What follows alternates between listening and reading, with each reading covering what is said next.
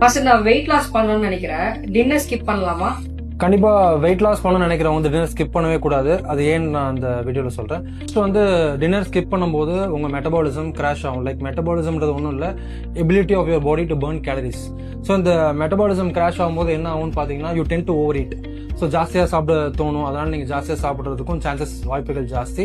So அதுக்கு நீங்கள் என்ன பண்ணலாம்னா ஓவரால் கேலரி டெபிசிட் பிளான் பண்ணிட்டு ஸோ உங்கள் மீல்ஸை வந்து லைக் மார்னிங் டு நைட் வரைக்கும் இந்த கேலரி டெபிசிட்டை பேலன்ஸ் பண்ணி அதில் நீங்கள் சாப்பிட்டாவே போதும். இன்னொரு இது என்னென்னா நீங்கள் ஏர்லியாகவே நீங்கள் சாப்பிட்டு முடிச்சிடலாம். லைக் ஒரு 6 o'clock இல்லை 7 o'clock உங்கள் டின்னரை முடிச்சுட்டு ஸோ அதுக்கப்புறம் மினிமம் ஒரு 2 hours கேப் உங்கள் ஸ்லீப்புக்கு முன்னாடி இருந்துச்சுன்னா பெட்டராக இருக்கும். அண்ட் டின்னர் சாப்பிட்டு நீங்கள் என்ன பண்ணலாம்னா ஒரு 15 minutes வாக்கிங் மாதிரி பண்ணலாம். ஜஸ்ட் ஒரு கார்டியோ மாதிரி இல்லாமல் ஜஸ்ட் ஒரு நார்மலான ஒரு ஜாலியாக ஒரு வாக் போகிற மாதிரி போகலாம். ஸோ அது வந்து பார்த்தீங்கன்னா உங்கள் பிளட் குளுக்கோஸ் லெவல் மேனேஜ் பண்ண உங்களுக்கு ரொம்ப ஹெல்ப்ஃபுல்லாக இருக்கும்.